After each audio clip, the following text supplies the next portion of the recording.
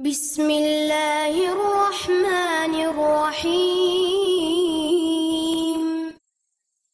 Allah lebih pengasih lagi kepada hambanya daripada seorang ibu kepada anaknya. Jadi kalau seorang ibu aja nggak mungkin menyakiti anaknya, dia rela tersakiti asalkan anaknya dapat kebaikan, dia rela berkorban dirinya, orang tua ayah itu berkorban dengan apa yang dia bisa, asal anaknya bahagia, maka Allah lebih dari itu. Itu namanya Rahman, pengasih. Selain Rahman, Allah juga Ra'ufun. Apa arti Ra'uf? Ra'uf itu artinya nggak tegaan. Kalau pengasih, gampang kasihan. Kalau Ra'uf, nggak tega. Jadi kalau kita aja nggak tega sama siapa aja, kita nggak tega misalnya marahin anak. Kalau anak salah, kita nggak tega menghukumnya. Saya kadang-kadang kurang tegas juga ya sebagai ayah. Misalnya nih, anak saya Ertuğrul. Ertuğrul tuh misalnya nggak mau sholat. Dia usianya 4 tahun. Saya suruh sholat, nggak mau sholat. Ertuğrul kalau nggak sholat, nanti Baba nggak mau ngasih jajan. Itu saya bilang gitu kan. Terus pas waktunya sholat, diajak sholat, dia nggak sholat. Beres sholat, dia minta jajan. Nggak tega. Nggak tegas ya. Nggak tegas karena nggak tega. Ya udahlah. Akhirnya jajan juga tetap. Nah, kalau seorang ayah aja begitu tidak tega kepada anaknya, apalagi Allah. Dasarnya Allah tuh gak tega banget sama teman-teman loh. Sama kita. Sehingga kalau kita berpikir sebaliknya, kok Allah tega sih?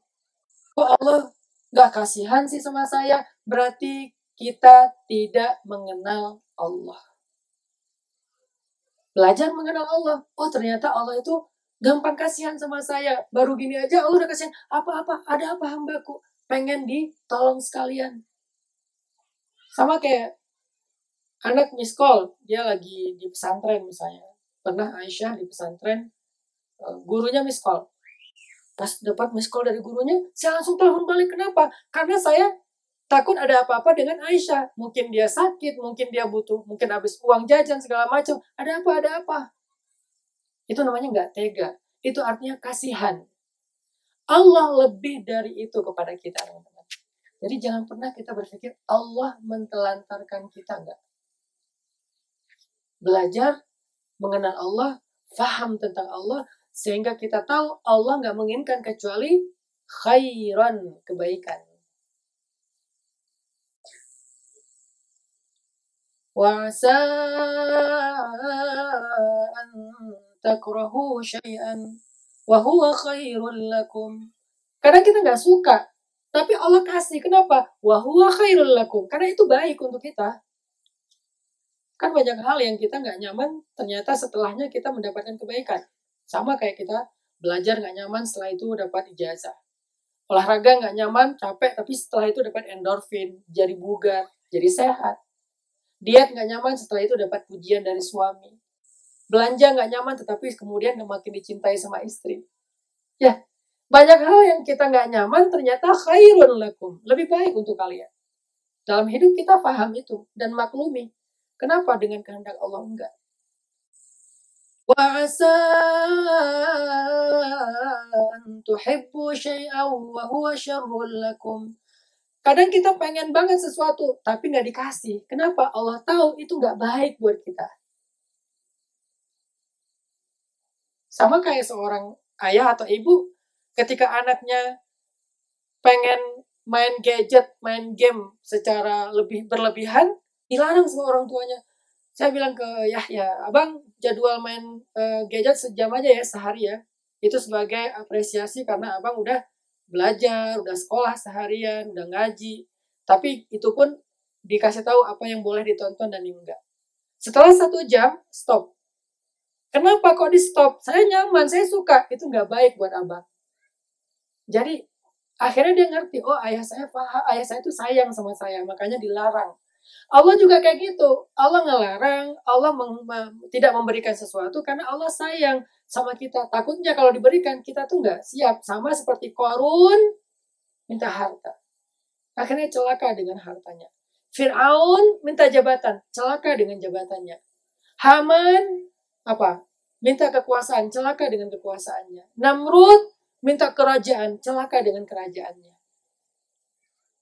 Tapi kalau dia siap, Allah kasih. Sulaiman dikasih kerajaan. Zulkarnain dikasih kerajaan. Karena mereka siap dengan kekayaan. Abdurrahman bin Auf dikasih kekayaan. Malah dia nangis dapat kekayaan. Kita nangis karena nggak dapat kekayaan. Kebalikan.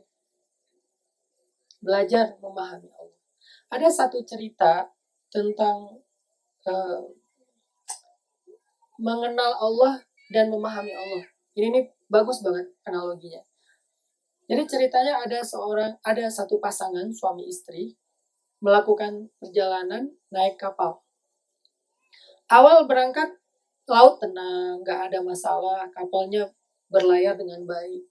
Tiba-tiba di tengah jalan terjadi badai. Badai yang luar biasa, ombak besar, sehingga kapalnya mulai hampir tenggelam. Banyak yang rusak, air masuk ke dalam kapal, orang panik, semua teriak-teriak, teriak-teriak.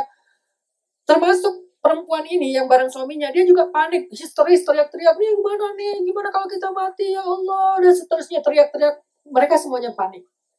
Tapi suaminya duduk tenang. Ketika istrinya panik, seisi kapal itu panik, suaminya duduk dengan tenang. Kemudian istrinya bingung, malah nanya ke suaminya, Kang, kenapa kok kamu tenang banget? Kenapa kamu kok nggak panik seperti yang lain? Kan kita mau tenggelam ini, air udah masuk ke kapal, sebentar lagi kita tenggelam di tengah lautan. Kemudian kata suaminya, Mah, duduk dulu. Setelah istrinya duduk, diambillah gergaji. Diambil gergaji, diletakkan bisa gergaji, bisa golok lah ya, karena nggak terlalu jelas ceritanya. Diambil gergaji atau golok, diletakkan di dada istrinya, diletakkan gini sama suaminya. Kemudian suaminya nanya, Mama takut nggak dengan golok ini? Mama takut nggak dengan gergaji ini? Kata istrinya, ya enggak lah, kenapa saya harus takut? Tapi kan golok dan gergaji ini bahaya. Tapi kan golok dan gergaji itu di tangan papa.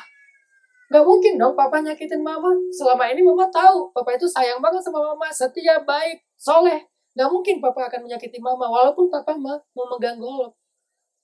Kemudian suaminya meletakkan golok dan mengatakan, Mah, begitu juga Allah. Badai ini di tangan Allah. Kapal ini di tangan Allah. Ombak ini di tangan Allah. Dan Allah itu Maha Pengasih, nggak mungkin menyakiti hambanya dengan apa yang ada di tangannya.